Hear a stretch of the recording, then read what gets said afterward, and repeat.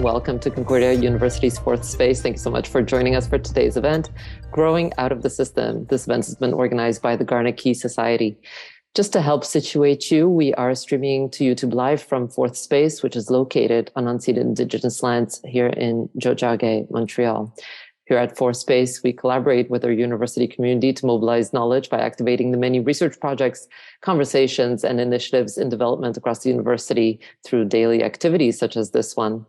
All right, that's it for me. It's now my pleasure to hand it over to your moderator today, Yasmin. Welcome. Thank you so much, Anna. So good day, everyone. Thank you so much for being here today, whatever you're joining us here at Fourth Space Concordia or virtually on Zoom or YouTube. Now, I would first like to introduce myself as Yasmin. I'm part of the 65th Garnet Key Society here at Concordia, and it is our mission this year to support homeless youth in Montreal, and we're doing so through our partnership with La Maison Tangente. It's located in Montreal, in Hochelaga Maisonneuve. It's a transition home for young adults who are aged between the 18 and 25, and they offer accommodations and they offer the ability to learn skills such as how to manage finances and provide them with housing. So without further ado, I'll gladly present our speakers here today.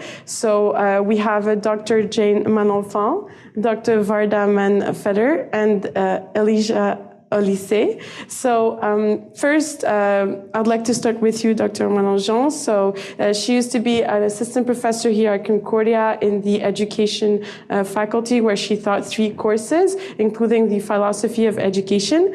She's now teaching at McGill, and she's written multiple research articles focused on the topic of youth homelessness. So her own experience in homelessness has allowed her to engage with her research in a unique way. So can you please tell us today a little bit about yourself and your research, and yeah, feel free. Thank you so much, Yasmin. I mean, I think that covers it. I think you gave a pretty good summary of my work. Yeah, my name is Jane. My pronouns are they, them, or she, her. I'm from Kapuskasing, Ontario, but I've been here for about 6 years in Tiohtià:ke. And yeah, my work begins in my own experiences with youth homelessness and educational disengagement while I was a homeless young person.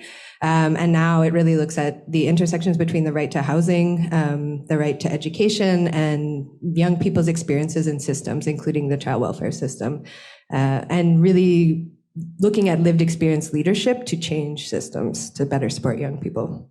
Well, thank you very much for that. Now next we have Dr. Varda Manfeder, who has been a full-time faculty member at the Applied Human Sciences since 1992. She has taught as a seasonal instructor in psychology at Concordia between the years of 1984 and 1992, and has worked as a consulting psychologist in the child welfare system in Montreal since 1976. So she has also taught she's also teaching multiple courses here at Concordia. And yeah, I would like to know a little bit more about you. And I know that you're part of Care Jeunesse, and if we can just explore that so that the audience can know. Thank you, Yasmin. Very complete whole biography there. You mentioned I started my career as a psychologist in the child welfare system. And one of my major mandates there was I supported staff who were supporting young people who were moving out of the care system. And frankly, we weren't doing a very good job for many reasons. I hope we're going to talk about that. It was a real struggle. There were many, many obstacles for those young people leaving the system. And so when I transitioned to becoming an academic, I really devoted my research career to exploring the experiences of those young people, which, by the way, up until the 80s, I know this sounds like ancient history to many of you, but up until the 80s, we paid very little attention in Canada to the situation of young people who grow up in substitute care and then have to make it on their own after. And so that became the focus of my research, and I was blessed to engage with a group of young people who in 2013, got together to create a youth and care network. And a youth and care network is an organization run by young people for young people. There's a whole series of these all across the country.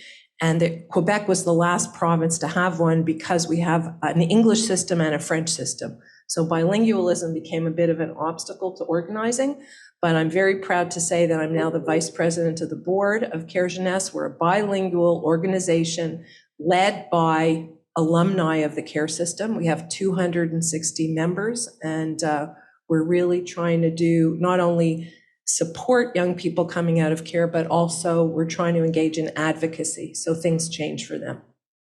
Absolutely. Thank you very much for that, Verda. So lastly, we have Elijah Olise, who's the founder of Black Holistic Care Youth Housing Center, a community organizer devoted to building social community infrastructure for young adults who have experienced care. So his social work values are directed towards community building, the BIPOC artist development, housing, community-based policing, and anti-Black racism. So Elijah himself experienced the transition from childcare to adulthood at a very early age. So can you please share with us a little bit more about your experiences and how it shaped who you are today? Thank you. So I'm going to start with my name, Elijah Olise, and I think that's a good way to start. I think because all these like mentioned like in the bio, I guess like it seems to bigger than life in a way, but because like I feel as if I just tried to live an ordinary life, but it's not the reality that was presented to me growing up, right? As an adult, I've tried. Sorry, what was your question again? Oh, I was just asking if you can tell us a little bit about your experiences and how it shaped you today. Well, I mean, yeah, not a lot of time to do that one. I could really go through a lot of experiences, but I believe it's always this like an inner drive I've always had to like in the belief in myself, even when it didn't really exist around me, and I just didn't. I adhere to my values and beliefs growing up always, and moving around the system. I think you have to hold on to something, and I've always tried to hold on to the healthier aspects of my environment, whereas it's something that it can be challenging, but like that challenge has allowed me to grow into the person I am today. I've worked to stabilize myself as a young adult, but all the while I was always like had my eye on post-secondary academic school, like academic institutions as a way to grow. I never attributed growing only in these spaces, but I've valued having degrees. And, you know, my uncles on my father's side, they have, some of them have multiple degrees all around the world. And it's something that has a lot liberated them, right? And the idea of liberation is something that I've always also held on to as well, because I've never felt free and I never felt as if I had the same rights as my peers, you know, because that is what happens when you're in care. Your rights are trampled on in the sake of youth protection and what is best for you. So I believe amongst those things are what have driven me to find my own path, my own way, adhering to my own values, even though it seems sometimes I shoot myself in the foot. People think I'm opinionated, you know what I mean? It gets in the way, you know? But I think like at the end of the day, it's where I want to be, and that's who I am today because of a lot of my experiences. But like I said, it's quite a bit of a question to answer, and I think you described myself any better than I could, so thank you. Well, thank you so much. So I'd like to thank you all for being here today. They're all very experienced people with a lot of knowledge, and I'm so happy to be your moderator today. And so we'll jump right into it with some terminology definitions and some facts. It's very important to be aware of the words that we're using, especially in such topic. And so we'd like to start with, of course, the question about which terms should we use, if it's youth homelessness, unhoused youth, and sort of start the conversation that way. So Elijah, if you'd like to first speak on this point to just sort of guide us about how we should talk on this topic. I mean, I guess we'll just go back to how our conversation in preparation to this panel, you know, where we Dr. Jane actually mentioned language, and within her own research, working with youth who experienced homelessness, right? And just it not being who you are, like the kind of like, what is that? Trauma-centered, trauma-informed care. I prefer holistic centered engagement, right? Because it pulls the center of the practitioner to the youth, right? And that's the idea of, it's like, why you've asked us this, why you've asked me this question, and the rest of the panel. It's how can we talk about these issues in a way that reflects the reality of the youth when we're talking about building policies and programming. Well, we need them to co-design it. And if we're using language that's not accessible to them, it doesn't reflect their reality, it just reflects you as a practitioner, then it doesn't equate to the solution you're looking for. So I think also when we were talking, it was like youth who aged out, and you're like, question that, right? You're like, yeah. And then we came up with youth young adults who experienced care. You know what I mean? It's in relation to nothing. We didn't invent it. It's just mixing around words that make sense, right? And reflect their reality, our reality, and the reality of the work that we want to get done. So I think I could go on to a few others, but I would prefer to only name one other and just pass it on. And it's transitional support, transitional support housing programs, and like holistic ones in particular. It's the idea of the age-based cutoffs, legislative supports that youth face once they age out. The reality is our peers, the majority of us live at home for quite a bit of time. And it's not the reality for youth who age out and who don't have a social network, no social capital. So the idea of holistic transitional support programs, like housing ones, are to fill those gaps, right? Provide the care, provide the support, housing, skill development, community, all in a community base, right? Those are the ideas of how we can provide that support into transition into independent living, right? So I want to pass it on to. Of course. Yeah, I agree with Elijah. I think there's a duality to defining things as well. So I say young people with lived experience of homelessness, but also that's not how I described myself when I was a teenager. I wasn't like, I am a person with lived experience of homelessness.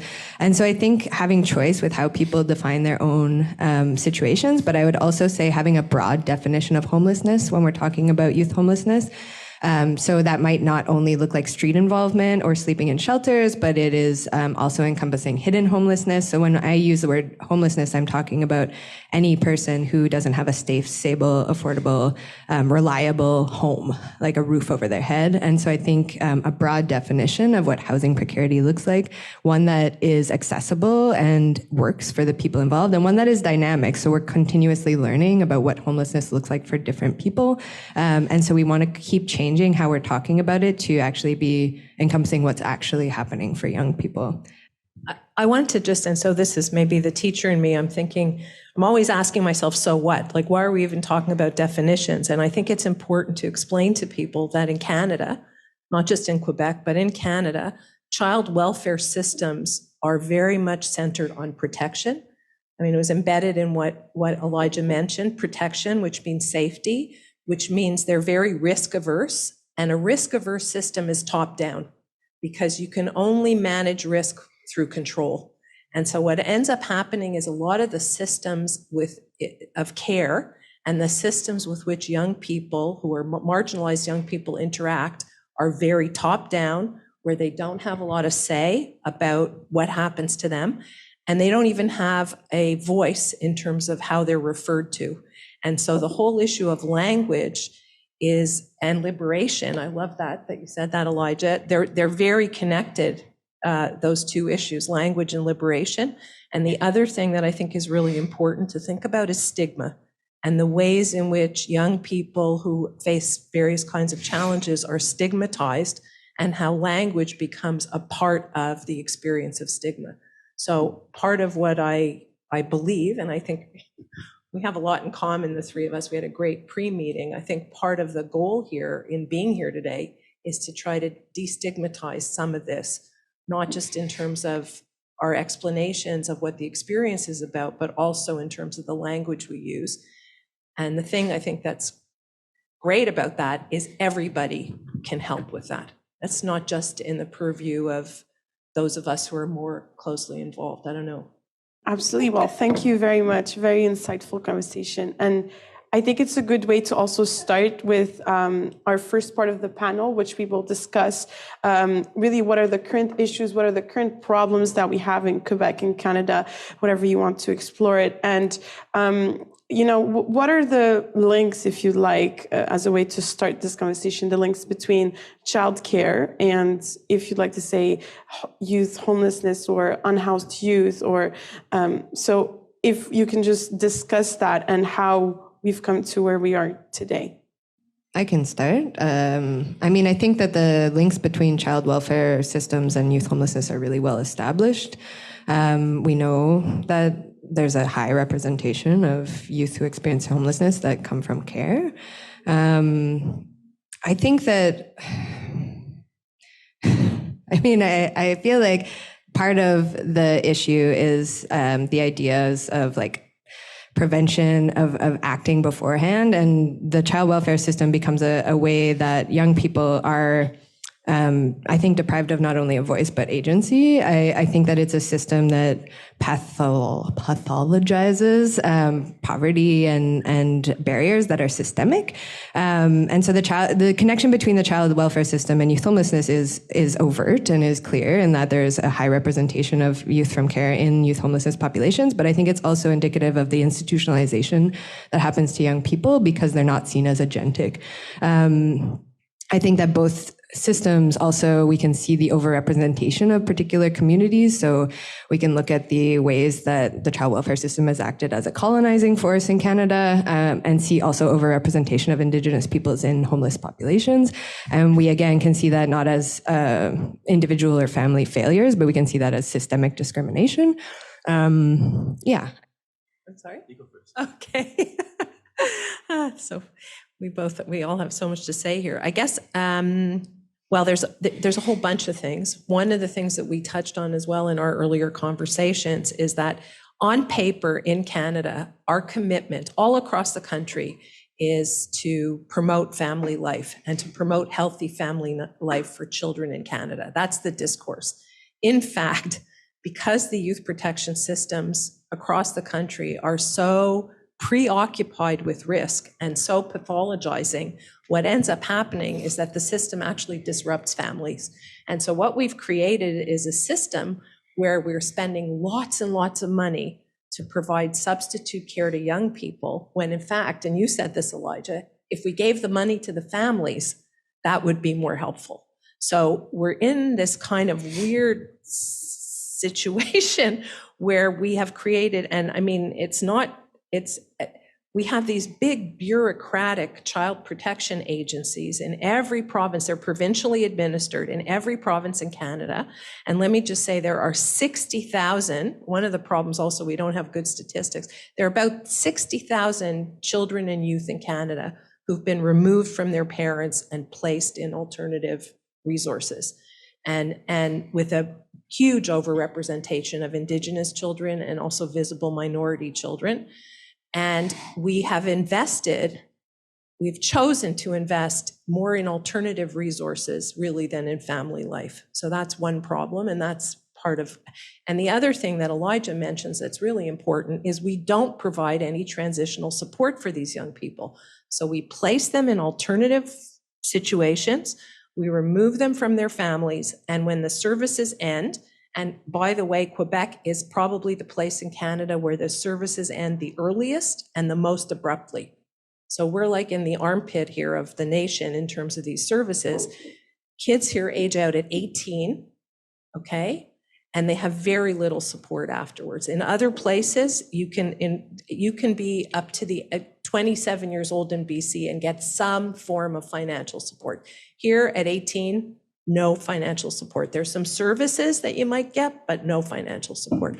So that's the other problem, is that we take these kids away and we don't really behave. We don't bring them up in a way that's appropriate. And there's a phrase, talk about definition, there's a phrase that's used a lot. I'm going to hand this to Elijah in a minute, which is we talk about corporate parenting.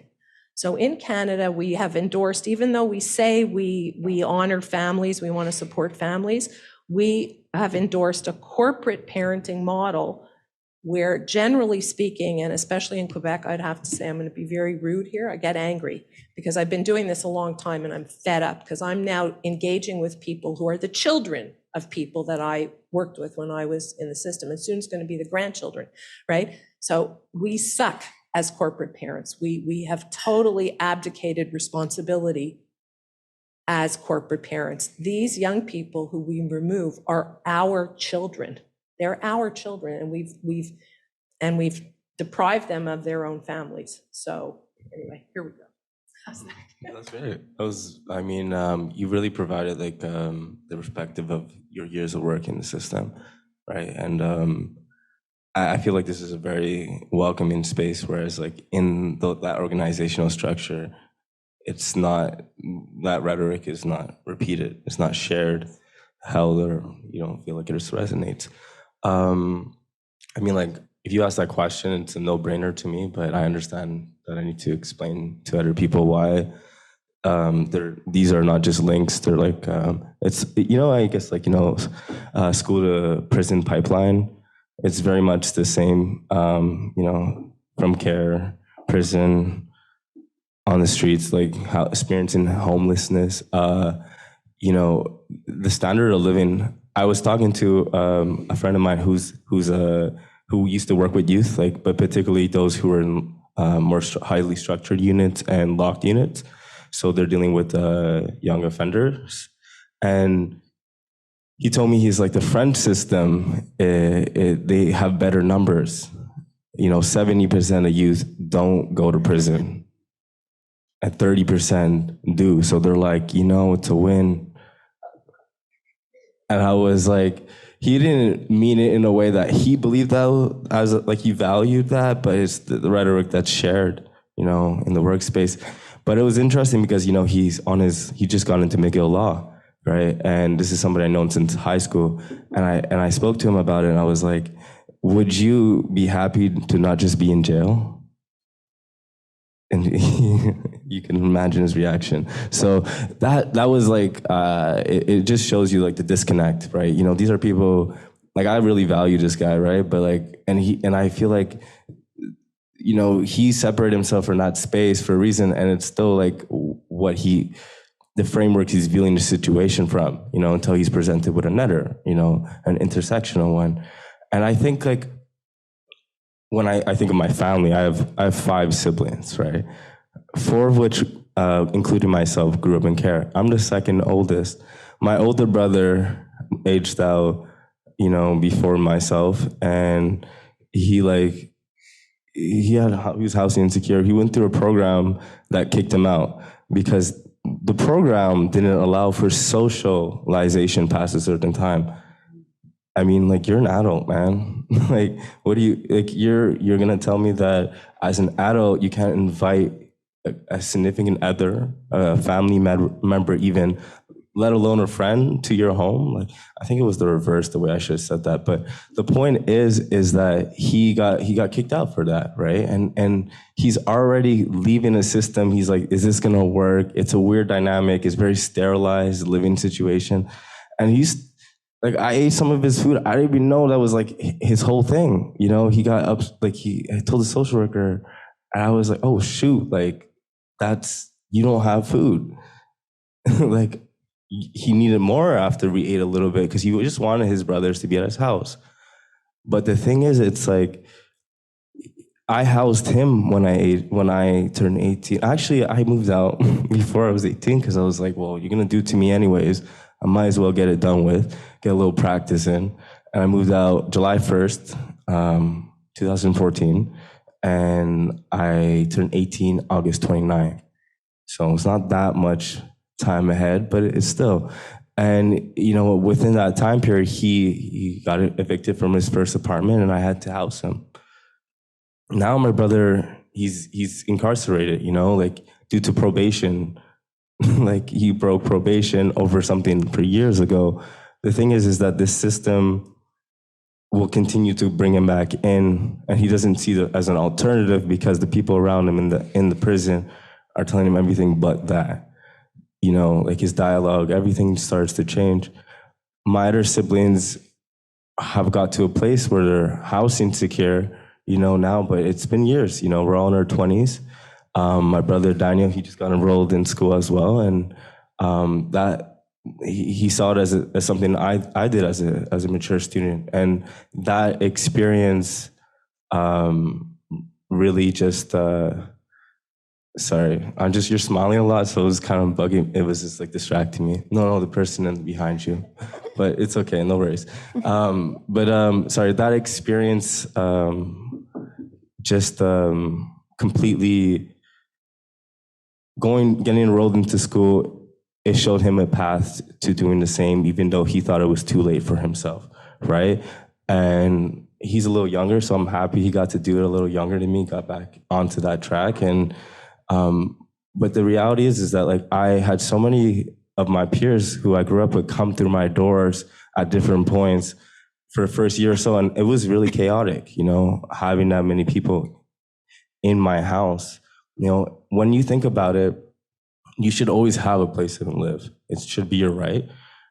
But a lot of people don't have to think about that as something that is a question. So when you don't think about a right, something that is not a right, but a privilege, but just expected or entitled to it, you can't imagine a reality that is anything but that. And so I say that to say because from the ages of 20 to 29, Canadian young adults are living at home, 42%, right? And that's not even considering the ages of 18 to 20. And these are pre-pandemic numbers as well, right? There's numbers saying that 50% of youth who age out of care, 50% of youth who experience young people who experience homelessness are from care or have experienced care in some way, right? These are numbers that exist. It's not a reality that because our reality is disconnected from yours, and that is also part of the problem. The social connection, the social capital, the social network, it's non-existent, right? In a lot of ways. So when we try to create it with our minimal resources, it's not very sustainable, but thank you.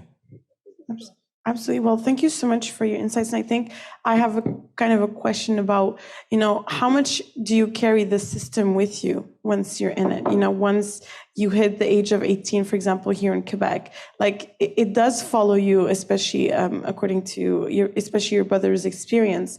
But what has, the current situation right now? Are they doing anything to sort of improve that? And when you hit the age of 18, like what are you being told? What is the system sort of showing? Like what is the system giving to you before you become like a young adult? So I listened to the first part and then I was drinking water. But I'll try to answer your question the best to my ability. And I think I'm gonna need you to repeat that question. Sorry. Yeah, of course. Like, because you have been through the system. I remember now. Okay, good. So for me, it was like, I think I can only talk for myself, right? And I think like speaking to others, like I have 3 other siblings I talk to all the time who went through care. So it's different, and even the work I'm doing, I've had like mixed reviews. Mm-hmm. Yeah. And, but like, now it's like it's a happy thing in my family, 100%. But the thing is, it's like, why I say that, I've only been doing this for about 2 years, actually it's 2023. So about 3 years are going on. And before that, I worked in sales, and I had a solid thing going for me. But before that, I had odd jobs, worked in restaurants, did a lot of hospitality. and I was trying to save money, raise money. I guess it's fitting, but I was trying to save money so I could really secure myself, go back to school, like figure things out, pay for things I never had, like, laptops, like I actually buy that while also getting into school. Anyways, so those were things that were on my mind. Coming from care, I kind of just, like, if you could picture like, I don't want to use this Harry Potter reference, but like a dementor coming, like grabbing on you and just get the hell off me with like one of those spells.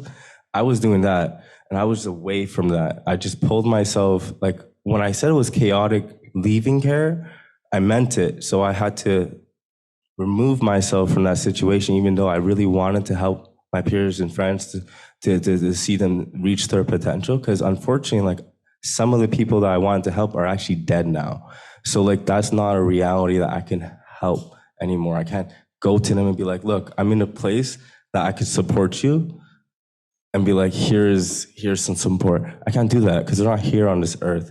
So, but in that moment, I had to like really hold on to myself, what I believed in, and I didn't want to become cold. I love myself. I love like my humanity, that I'm a caring person, even though some people have taken advantage of that. I will continue doing that and feeling empathy, but I just needed to do that towards myself at that point.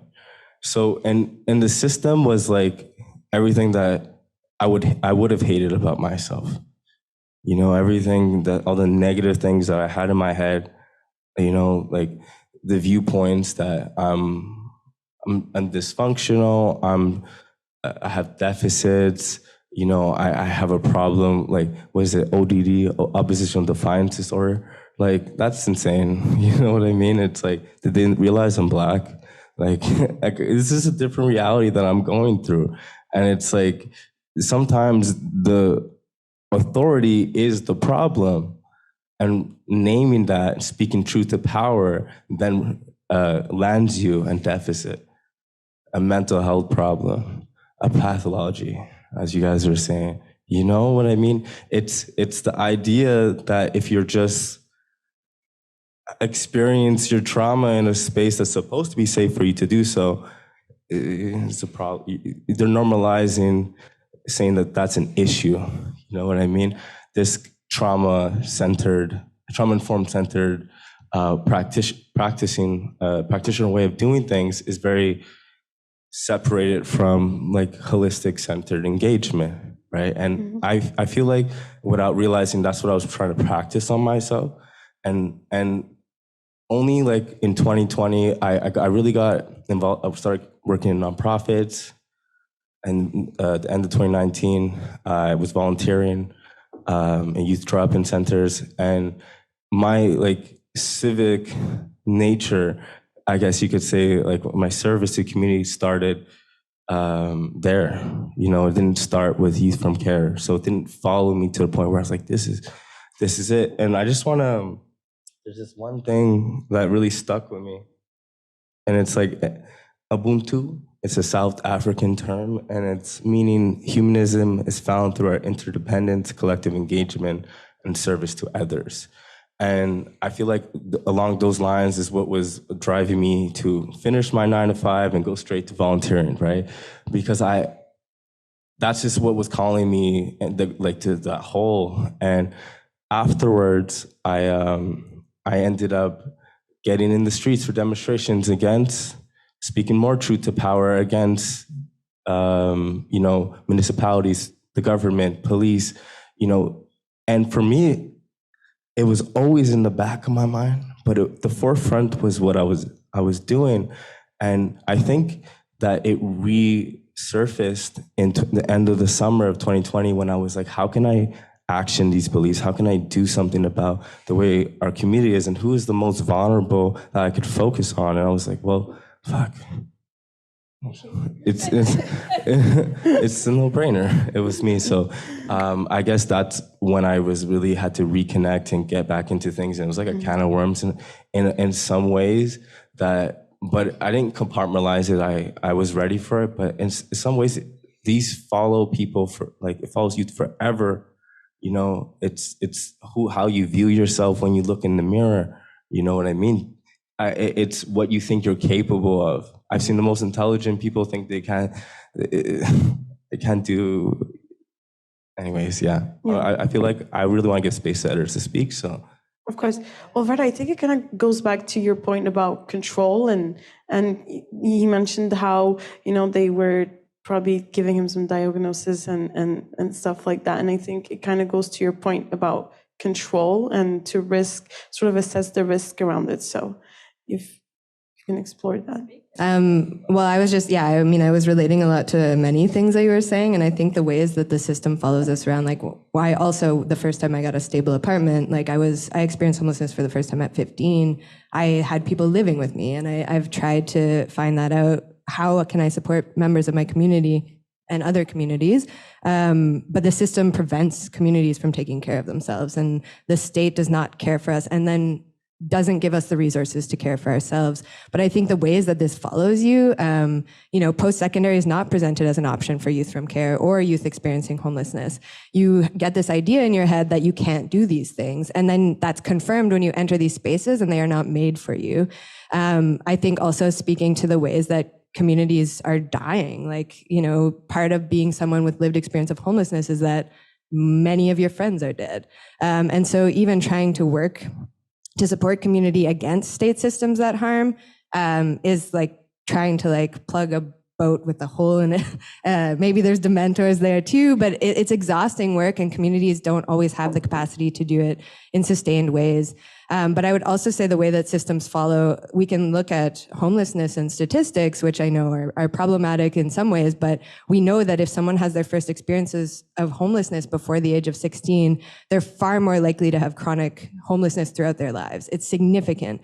And so that sets you up into a cycle of housing precarity, educational disengagement that follows you throughout your adult life and sometimes throughout your entire life cycle. And so things that happen to you when you're young can have significant impacts moving forward, not only in how you think of yourself, how others view you, but also the access you have to spaces. And I think your work and both of your work aims to change that, but it needs to change a lot more quickly.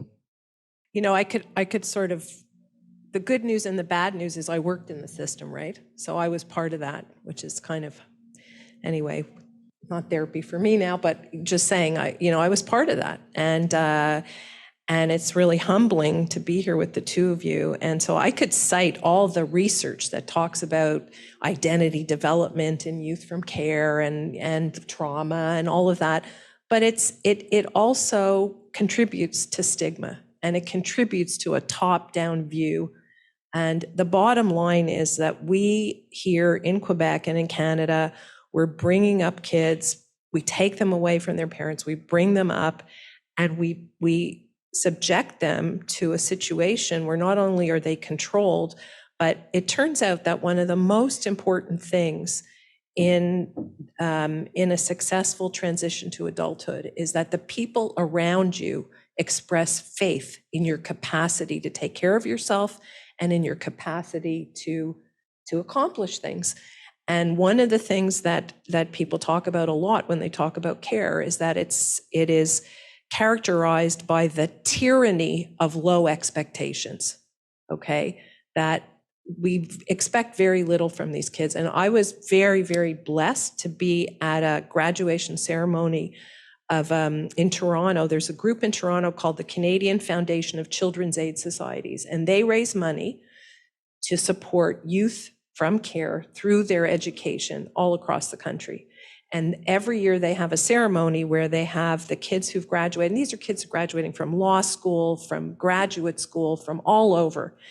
And they had a valedictorian, this was in October, who got up and his whole speech was really interesting. He said, it's as if I was a fish my whole life. And then suddenly somebody said, you have to climb a tree now. But if you think you're a fish, you're never going to believe that you can climb a tree. And he said, all of us who are from the care system, who've been able to make a life for ourselves, we're like fish who could climb trees. Okay, we were never prepared for life, but somehow despite that, we were able to do it. And it takes tremendous strength and courage and clarity And also, I think resistance. I think part of I was laughing when you said, what did you say, oppositional defiant disorder? I have a colleague in the US who wrote a beautiful article called The Catastrophe of Compliance. Compliance, learning to be compliant, is a catastrophic outcome for anybody, okay? Because being compliant does not prepare you for life. And care systems love compliance in kids.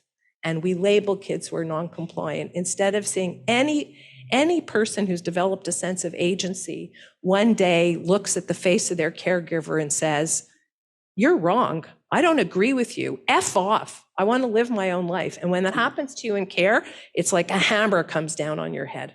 Okay? Instead of saying, wow, this is an emerging personality. This is strength. This is what we should nurture. So I think these are all very interesting points in that they sort of, we can see clearly that there's a link between how you've been, how people have been seeing you and sort of describing you to yourself, and how we could potentially lead to lack of, if I can use the word, like maybe self-esteem. And would you think that sort of the fact that you were always being told things about yourself, but maybe the fact that you can't explore yourself, do you think that can also lead to sort of the situation of being unhoused and facing all these challenges, or is there more than just that?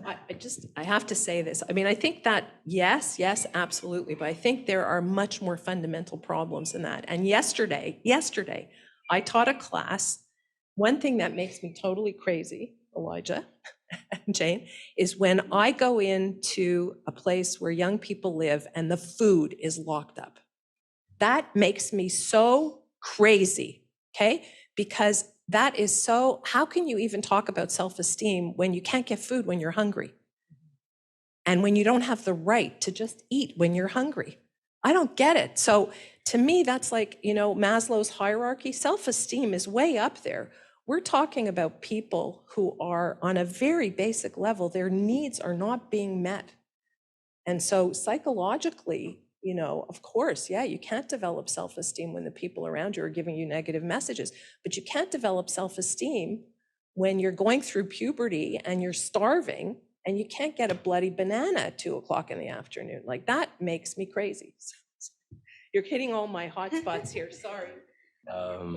No, when I was in care, like the food being locked up, I was like, I love snacks, like cookies especially. I had a nickname called Cookie Monster because I just love cookies and ice cream. The combination's amazing, but you gotta microwave the cookies first. But the thing is that, yeah, they locked the food. And, some staff would be like, yo, they understood the program. Like, they got the assignment. They came and gave you the cookies when you wanted the cookies because that's what they got and they give their kids. Like, it's cookie time, right? But the thing is that even at like 15, I could know when I can eat my own cookies, like how many I could eat. I'm not like, I don't have any health problems in that sense. And no, like there was a staff and she would eat food and be like, no. And I'll be like, wait, so you're telling me that you're literally hungry right now, you're experiencing hunger, and there's no empathy to say, this child may be hungry too. And so I would actually just break into the cookie, the closet of food with cookies to get my cookies all the time. And that was my story, I guess you could say. Because I think, like, yeah, cookies should be free. But look, then it becomes conceptualized as stealing, right? Going for food and anyway. But I just want one other thing, I'm going to give this to you, Jane, which is these are systemic problems. I don't want you to go out there thinking everybody who works in the child welfare system is cruel. We're talking about underfunded agencies funded by governments that do not make children and youth a priority, okay? It's a political issue. When did you hear the word child in the provincial election running up to the provincial? You didn't hear it. So I don't want you to hate all the workers either. Yeah, I was going to say something similar, that like individual supports. No, go ahead. Individualized supports, holistic supports, like Elijah's been talking about, but systems change. And that everything I've heard and in my experiences as well is that like an individual worker who is great, who is often breaking the rules to support that young person, can change someone's life and can save someone's life. Teachers, social workers. But the majority of the system and the work that is organized within that system is not serving young people. So individuals are important, but the system is what we have to focus on. So yes, individual self-esteem and individual growth is important, but the system itself is what inhibits that. And I think the ways that we treat people who are experiencing homelessness are the way we treat children in general, which is that they don't have agency, they can't make choices, and if they're not going to follow the rules, then they don't get support. So many young people I know get kicked out of school, or school is not a safe place for them, and then they lose their housing program. And so then they are on the street, they don't have access to school, they don't have access to supports. And so it's really placed on them that they failed or they stole cookies, so they're going to get kicked out. And we don't look at the system and how the system is failing them, but we look at that individual person and see it as a personal failure. And that has to be a huge shift, and not treating people like they can't make decisions about what they need. I would also take food and bring it back to my mom's house as well when I was in care, that because I would visit her on the weekends, and there was a lot of extra food. Food would expire all the time, and didn't make any sense. You know what I mean? Like, so also part of like my mom losing us to the system, she has to pay the system as well, because and also lose tax benefits. So it's like it's a cycle, right, that is created with poverty. It's just stacked on, right? Imagine like, oh, now how am I supposed to get my kids back? I can't afford to do a lot of the things that they're requiring me to do. And so like food, like coming on the weekends, showing that we can be there, showing that we can be supported at our house is part of the process of getting back home, to say, oh, she could do that. But if you're coming back hungry, then it looks like she's not doing it, but you're not providing any food for her, any other additional support. So I would just take food back and provide that. But you know, like the self-esteem, you know, self-worth is so important. You know, I like to think of like what BHC, YHC, like a lot of the focus is on like housing security and financial security, but like skill development. But when I say basic community practices, like we have to think about more than just giving somebody the superficial needs, but like what they've been missing, right? And yeah, these links are there, and like you could attribute it to these very like surface level things. But like if you want to get radical, which means not extreme, but just providing root-based solutions, that's what you need to do. So would you say that the system is primarily based on punishment, from what I understand? Like you've mentioned that if you get kicked out of school, you also would get kicked out of the housing system, kind of. So what's the main approach of this system? Like when someone would read through the procedures, or what's the general approach on, you know, how to support these kids? What's the government's way of essentially supporting according to the government? I think we have to be really careful, okay? I think, and Jane said it really well, there are good people and there are good places, okay? So let's be clear. It's not like a total, it's not, but overall, okay? Overall, the system and because we also have to talk about the application of child protection legislation, how youth end up in care in the first place. It's all protection oriented and safety oriented. I wouldn't say it's punishment oriented, but it's protection and safety oriented. And when you're preoccupied with somebody's safety more than their self-esteem or their connection, their feeling of connection or the quality of their relationships, you're just trying to keep people safe, you become very controlling, okay? So I would say, and if it's punitive, it's because out of a controlling, very controlling top down, you don't have a choice, I'm going to protect you. I mean, people do this with their kids and families, right? We all know about people like that. And if you're so obsessed with protection, then a lot of things go out the window. And I think that's the problem. And that's why it ends up being punitive. It's not because the goal of the system is to beat people. It's more like there's a fear. There's a fear that if you're in a group home and you have, there's budget problems, there's the economics of it. But if you're in a group home and you have free access to food, then there's not going to be enough to go around. So there's always this kind of this catastrophizing and this preoccupation with protecting people from harm. And what is hard to explain is that when you're obsessed with protecting people from harm, you actually cause harm. Yeah, I'll be quick. I know anyway. One example I can give is in schools. So in Canada, including Quebec, there's absolutely no policies relating to youth homelessness in schools. Schools do not imagine youth homelessness as something that they need to worry about. If a young person signals that they might be at risk of homelessness, the DPG gets contacted, so the Child Protection Program. And so I spoke with so many young people. I myself was one of these young people where they didn't say anything was wrong because they knew that the only reaction would be to contact child welfare or some other kind of enforcement. And so they would keep things quiet because they might have seen in their life cousins or friends be taken away from their families. And so they wouldn't say, hey, I think my family might lose their home because the only response was contacting child welfare. And so this is a point of possibility for changing things. But as of right now, it's seen as a punishment by young people as well. I was just like reflecting on a lot of what they were saying.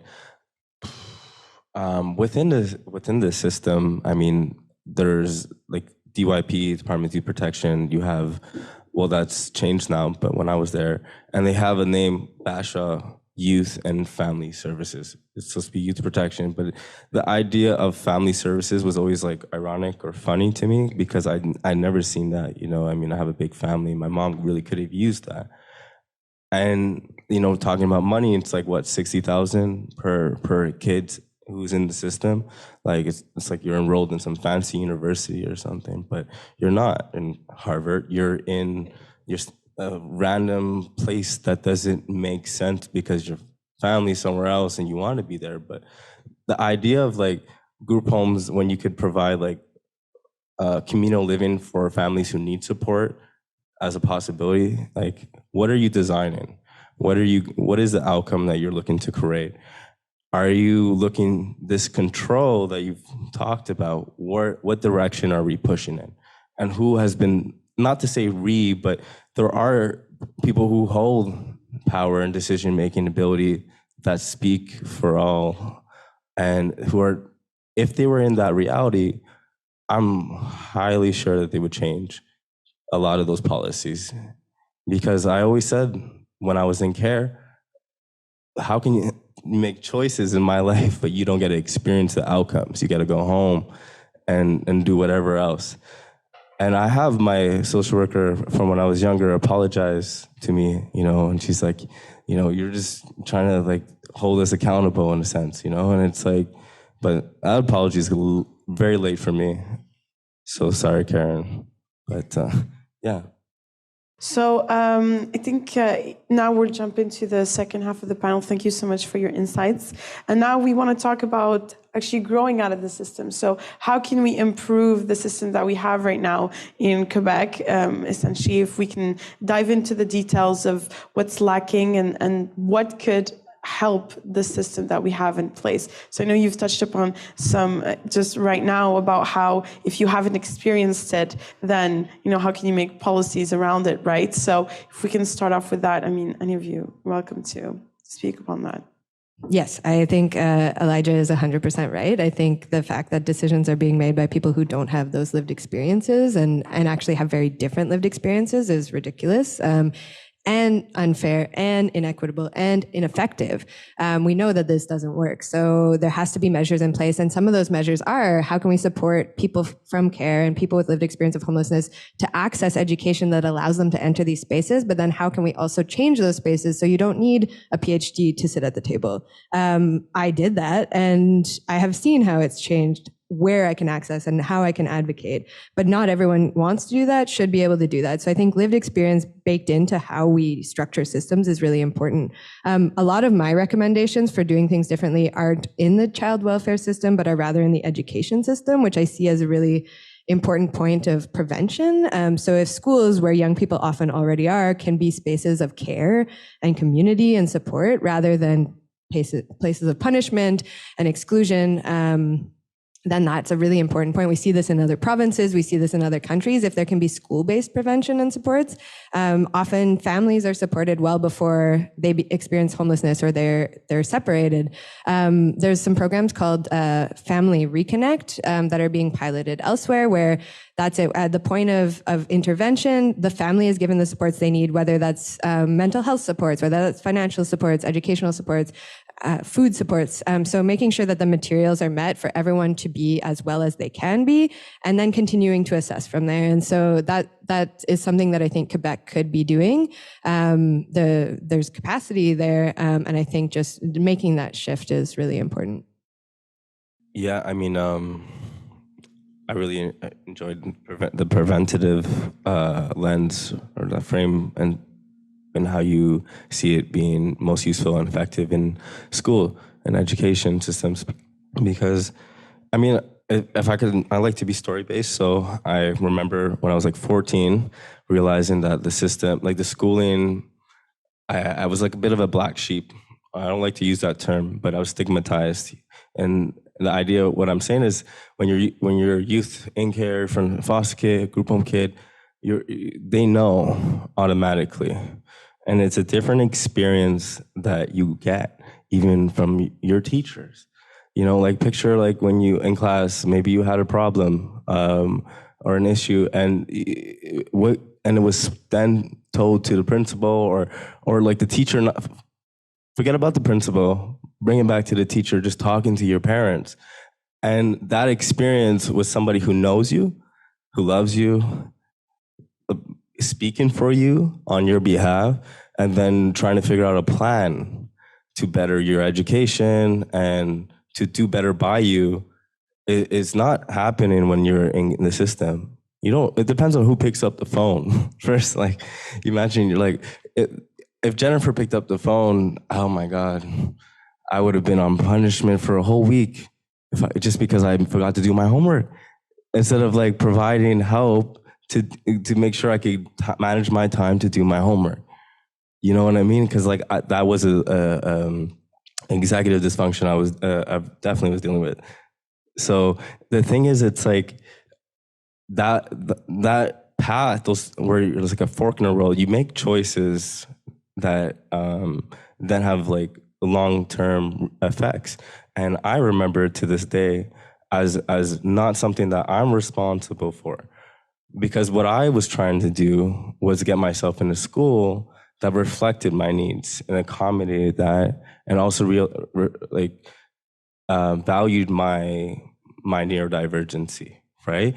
And I found a school, and it was a private school, but there was money, scholarship opportunities, and there was different ways. But I did all that at 14, 15, and all I was asking was to set up a meeting with them, because I spoke to the principal and everybody, and they were like, this could be a great school for you, right? And that's not the opportunity. Instead, they sent me up north. Which, if you know up north, the different reality, because I was argumentative, challenging the program, and I would want to do my own thing, and yeah, it was a whole shabam. But like, if we can just like listen and just take a moment to listen, what's the problem with that at the end of the day? And I when we talk about changes, I think for me, it's yes, I want to support the people who are providing preventative support for families and for youth to not actually enter care, because at the end of the day, like that is like the goal. Like, you don't want any young people to grow up in care. But if I'm to like reflect on the youth of the 2000 youth who age out and become adults every year, I think like as policymakers, like this is our time, because to focus on there's a sense of urgency that needs to be adopted and felt, right? Because we are continuously pushing these young adults off the plank, right? And we're paying for the sharks and all the whole thing anyways. So let's just pay for a solution, right? Instead of creating more complex and compounded problems. And when community-based supports, I think like, why do we expect people who don't hold the capacity to provide the solution to do so, right? Like we as a society should also extend empathy towards them as well, and how we can actionize by providing a community support for these infrastructures to work. As a community, we are accountable for that health. And if we're going to take that seriously, then we need to engage in the solution making ourselves. And yeah, I feel like I could give examples, but I love to hear your thoughts as well. I wanted to add two other things. This is so complicated. I think there are two other things that are really important to think about. And maybe at more of a systemic level, I think we have a problem in Canada, which is that we don't think of children and young people as having rights. Canada was, there is a UN document, UN Convention on the Rights of the Child, that was adopted, I don't know, about 10 years ago, maybe, Jane? I don't know. And UN countries signed off on the convention. And the convention isn't just a passive document. There's an accountability built in so that every country that signed, that was a signatory, gets a report card. By the way, the US never signed, eh? Canada signed, the US never signed. Anyway, Canada has crapped at, we'd flunked them out of Concordia based on their report card because they now have been reviewed 2 or 3 times and the reviews are getting worse. So that the record of honoring child and youth rights in Canada is abysmal compared with even other, Canada's a rich country, one of the richest countries in the world. And we have an abysmal record of dealing with child rights. So that's for every child, not just children in care. If we look at the rights of looked after children, it gets even worse. And there is a document. So the thing I'm trying to say is there are frameworks, there are blueprints. Jane's talking about there are programs, and I hear Elijah's advocating for caring and compassion and listening. But I think on a societal level, we don't really talk about children enough in Canada. Okay, so that's one thing. We certainly don't talk about children in child welfare. And in child welfare systems, we don't have an appreciation that those kids, even the littlest kids, they have rights. They have a right to have a say. They have a right to be consulted. They have a right to make choices about what they eat and what they wear and where they go to school. And we don't honor those rights. So that's one problem. I think the other problem, and this is where we have to start thinking about political activism, which I'm trying to learn about at my advanced age, is not easy, is that people are making choices about how to spend money in Quebec. And there are models all across the country for, there are tuition waiver programs in other provinces where no young person has to ever pay tuition to go to post-secondary school. There's money for housing. That's not dependent on whether you're a good kid or a bad kid. Everybody gets it. There's entitlements. And there are countries in the world, most industrialized or global north countries now have federal legislation where they legislate entitlements for kids who grow up in care because they really walk the talk of these are our children. We don't have that legislation in Canada. That means if you're 18 in Quebec, you're out on your ass. If you're 26 in BC, you get support. It's unbelievable. So it's a tragic, the territorial injustices that are being perpetrated in Canada. And, there was a commission here. I don't know if you're aware, a number of years ago, there was a death of a child in foster care, and they struck a provincial commission, and I was invited. I was very honored to go and testify. And when I said to people, and I gave them the statistics and said, Quebec's the worst place to grow up in care in the whole country, they were like shocked. And these were important people. And I tried to shame them but it really is the case. So I think we also have to find ways to express to our politicians that we as citizens are concerned about young people and they need to walk their talk. I don't know, they have I forget what the slogan is. There's some slogan in French about, in Quebec, we care about kids or something. Do either of you remember that? Anyway, they don't do it. And they're making decisions about how to spend money. So they put money into other things that are much less vital. I actually wanted to add to what you were talking about Quebec and like the unique experience here. One of the things I remember recently, like with the within the research we're doing and a public forum that's happening next month, is the class action lawsuit, right, against the federal government, right, and youth in care are the claimants, right, and that's not something other countries have, but something we have, because it had to happen because there wasn't that change, that transformation that was needed. So I think back to like C92 and how Quebec government is fighting that right now, and that is where they decide to spend their money and their energy. C92 is the right for Indigenous communities to provide youth protection services, culturally specific ones, in a community setting, and to be resourced by the government. So provincially, the money is distributed to their own programs and their own services, but the federal government gives each province that money in the first place. So that's where it's like becoming a complication, where it's like there is no desire to collaborate, right? But these are rights that are held internationally.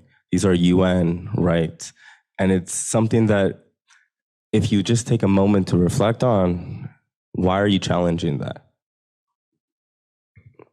And the only thing I would add is like, every time I read a statistic, like a new statistic, like one in five, no, is it? Yeah, anyways, I don't really want to go down that path right now. The point is that in care, we are situated around the problem, whereas like outside of care, the transitional support programs aren't in people's minds.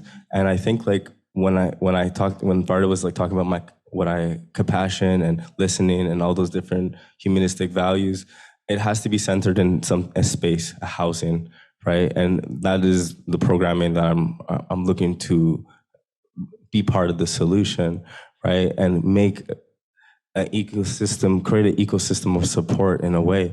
And that support will extend to youth in care, right? Will help youth who are coming out of care get ready, develop their readiness, right? And I think that's.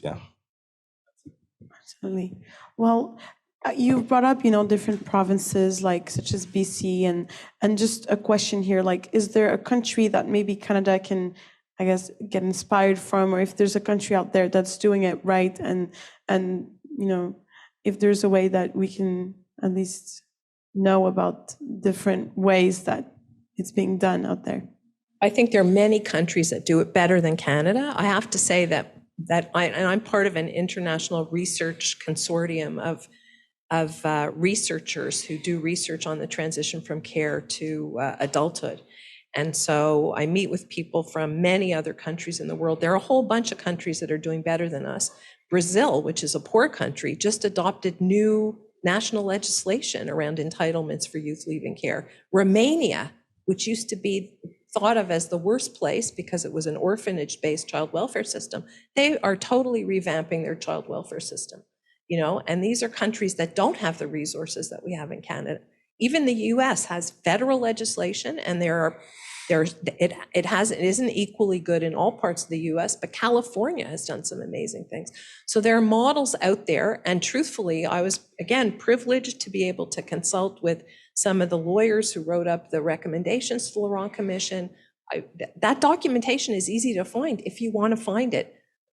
Just as Jane's talking about, much better programs for supporting families. It's a question of will. It's a question of deciding that is a priority, right? And that fight.